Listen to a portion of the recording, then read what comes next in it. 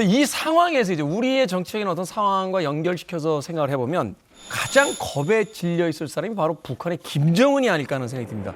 트럼프가 주장하던 그 참수 작전이 사실은 실제 벌어지는 걸 생중계로 목격을 했잖아요. 그러면서 본다라면 야 지금 정말 생각 복잡할 것 같다. 여러 가지 복합적인 어떤 고민에 빠져 있지 않을까 하는 또 생각이 들거든요. 겉으로 보기에는 엄청 태어난 척 하는데 실질적으로 이제 그 위협은 굉장히 많이 느낄 거라고 생각합니다. 작년도 이제 6월 달인가 이제 미국이 이란 핵시설 타격했잖아요. 정말 이란 방공망도 만만치 않거든요. 베네수엘라도 아까도 말씀하셨지만 이제 중국 방공망 이거 만만치 않단 말이에요. 그러니까 북한은 그에 비하면 굉장히 방공망이 취약합니다. 정말 뒤로만 듣던 참수작전 눈으로 보다 보니까 현실적인 위협으로 다가오지 않을 수 없거든요. 이건 정말 북한한테 심중한 또 그 교훈을 주었다고 저는 생각을 합니다. 좀 후회하고 있지 않을까요? 그때 경주 에이펙 때 사실 러브콜을 트럼프 대통령이 수차례 나 일정이 뭐 느릴 수도 있다 뭐 했는데 But I'd love to meet with him if he'd like to meet. I got along great with Kim Jong-un. I liked him. He liked me. If he wants to meet, I'll be in South Korea. 그냥 가격을 높게 부르다가 이제 회담이 결렬됐다는 그런 전언이 있는데 지금쯤 그때 한 박자 늦추고 갈 걸. 그때 왜냐하면 그 다음에 한미 정상 팩트 시트에 북한 비핵화라는 단어가 딱 들어갔어요. 근데 그거는 트럼프 대통령이 섭섭하다면 섭섭함, 화났다면 화난 걸 표현한 거거든요. 왜 안 만나? 그런 거니까 지금쯤 그때 시간도 있었는데 가까이 있고 그런 생각을 하지 않을까 싶습니다. 김정은 정말 놀랐을 거예요. 그런데 김정은이 시험대를 하나 더 보고 있을 거예요. 야 그래도 우리한테 안 그러겠지. 아니야 그럴까? 이렇게 막 내적 갈등을 하고 있을 텐데 지금 시험대가 하나 더 미국 앞에 펼쳐졌어요. 이란의 하메네이 정권. 이란에서 30몇 년간 독재해왔잖아요. 하메네이를 향한 반정부 시위가 국민들 사이에서 대규모로 일었는데 이란의 하메네이 정권이 자기를 지지하는 군부를 동원해서 민간인 500명 이상을 사살했어요. 증언에 따르면 2,000명 넘게 죽였다는 증언이 나오고 있습니다. 그러자 미국이 여기 개입하겠다.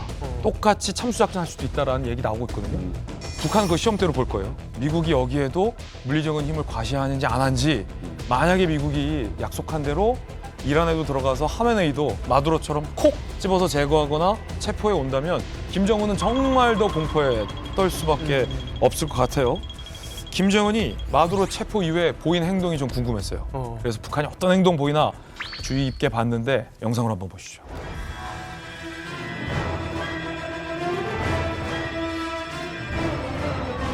1월 4일 조선인민군 주요 화력 타격 집단 관하 9분대 미사일 발사 훈련이 진행됐습니다.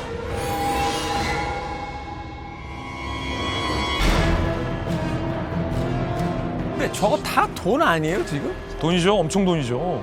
저거야말로 주민들한테 돌아가야 될 쌀값이지.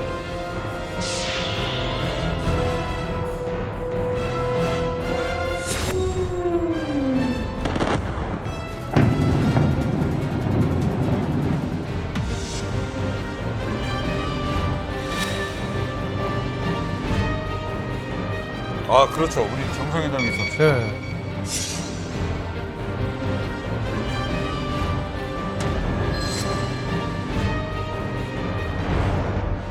동해상으로 극초음속 미사일을 쐈잖아요. 북한이 최근에 극초음속 그 엔진에 성공을 하고 미사일 개발까지 이루어지고 시점 배치까지 했다고 보고 있거든요.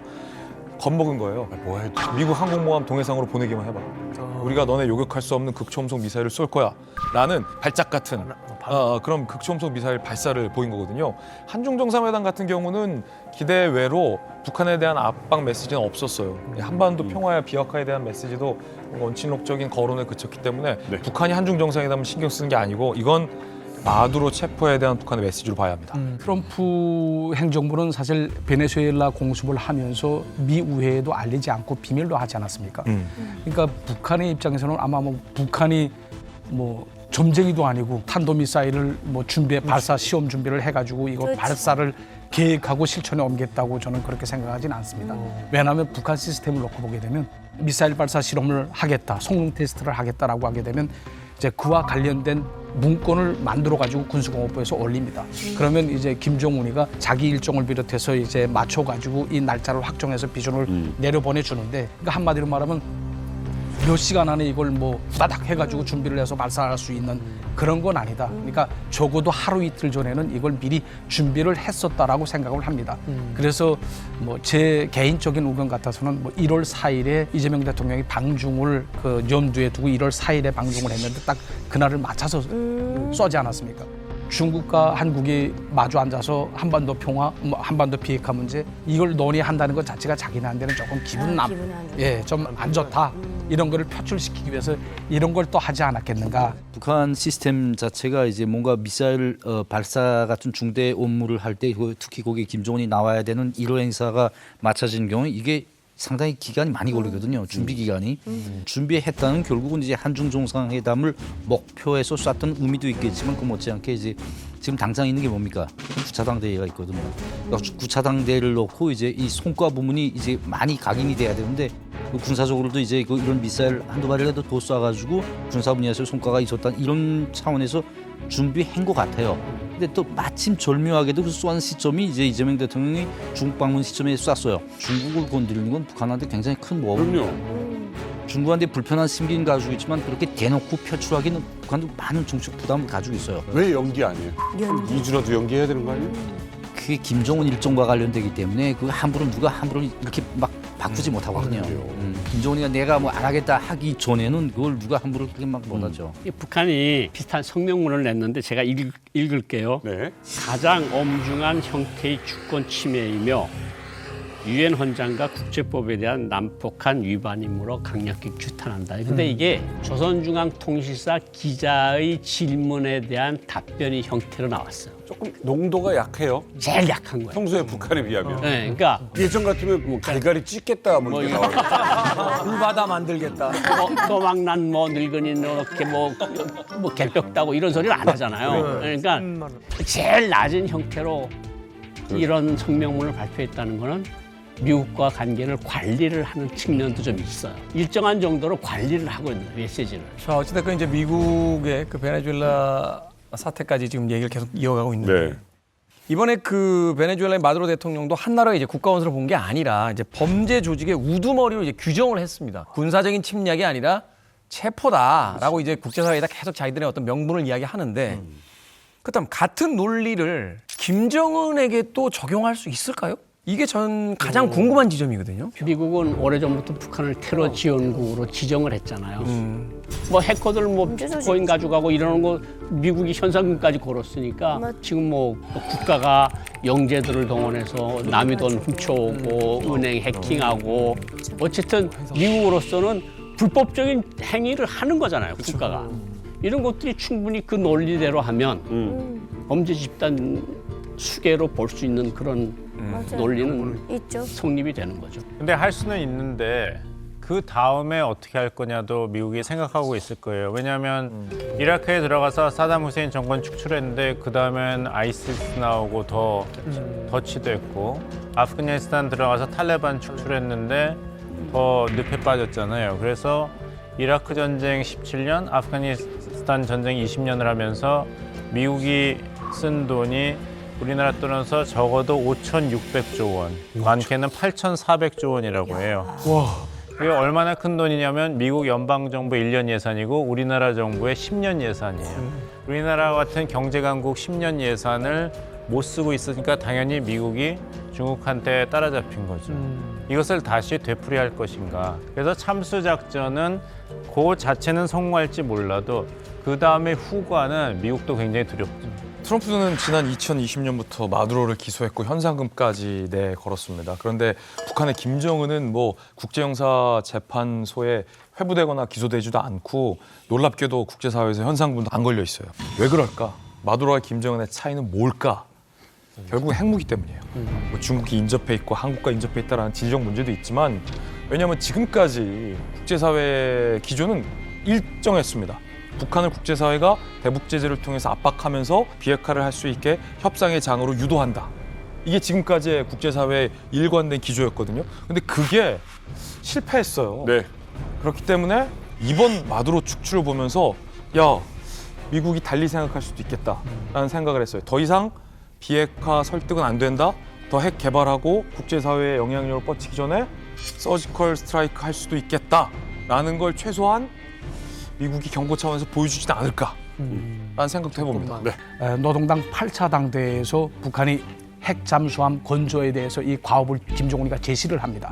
그리고 또 김정은이 그때 뭐라고 얘기를 했냐면 지금 현재 설계 연구 단계는 다 끝났고 지금 최종 심사 단계만 남았다 이렇게 얘기를 했거든요. 네.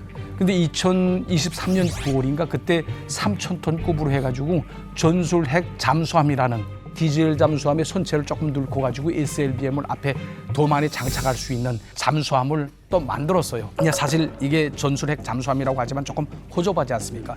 근데 이제 작년 12월 달에는 8,000톤급으로 되어 있는 핵 잠수함을 지금 그 건조하는 그 사진을 보여줬거든요. 엄청 크더라고요. 예, 이게 2년 동안에 업그레이드 됐다는 건 사실 북한의 기술로서는 도저히 불가능한 일이라고 생각을 예, 합니다. 그러니까 분명히 러시아의 기술을 지원받아서 그 러시아 형태로 그 잠수함 형태로 만들어온 그런 것이 아니겠는가 이런 유추를 해보게 됩니다. 아니 3,000톤급에서 이 8,000톤이면은 체급이 완전 달라진 거잖아요. 그러니까. 이게 2년 만에 이게 가능한 건가요? 이거 밖에서 도와주지 않으면 도와주는 것도 전폭적으로 재료를 갖다 주고 기술진이 와서 조립하는 것까지 다 돌봐주지 않으면 이게 불가능해요. 3,000톤급에서 8,700톤급이 됐다고 하니까 곱하기 2인가? 쭉 늘리고 이렇게 몸통을 끄시면 되는가 생각하기 쉬운데 이거를 조금 더 우리가 아는 방식으로 비유를 하자면 경비행기 한 대를 운행하던 군대에서 전략 폭격기 1개 편대를 갑자기 운용하는 거랑 비슷한 수준의 변화예요. 작전, 전략, 정책 이게 모두 있지 않으면 이게 불가능합니다. 실제로 러시아의 도움을 받았을 것이라고 의심만 하고 있었는데 지난 그 2024년 12월에 러시아의 화물선이 하나가 지중해에 침몰했어요. 그것을 2025년에 스페인에서 끄집어내가지고 뭐가 들어있나 하고 열어봅니다. 안쪽에 있는 방수포를 걷어보니까 이건 한눈에 봐도 소형 원자로예요. 러시아 측. 그리고 소형 원자로의 부품들, 터빈 이런 핵심 부품이 나왔는데 이게 왜 핵심 부품이냐면 이것을 만드는 데 있어서 굉장히 수준 높은 군사과학 기술이 필요한 것은 물론이고 터빈의 그 날개 모양 같은 거는 엄청난 데이터가 없으면 경험적인 데이터가 없으면 이건 못 만드는 거예요. 그러니까 이것은 북한에 가져다 주려고 한 것이다라고 합리적으로 의심을 하게 되는 거죠. 근데 저걸 보면 8,700톤이라는 게 얼마 큰지 이제 보이잖아요. 근데 이상한 거 보셨는지 모르겠는데 세일이라고 잠수함의 꼭대기에 G탑이 반만경이나 나와버려요. 그게 비정상적으로 커요. 그걸 왜 작게 만드는가 하면 그게 물 저항력이 세지면서 감지가 쉬워져. 저거한테 소리가 많이 나요. 그래서 그 세일이라는 걸 작게 만드는데 우리 잠수함들이 다 작아요. 미국 잠수함도 작아요. 전 기형적으로 커졌는데 기형적으로 커진 이유를 전문가들은 뭐라고 보느냐 그거다 때려 박아 놓는 거야. 잠수함 발사 탄도 미사일을 놓고 뭘 놓고 해야 되니까 이 꼭대기 탑이 커진 거야.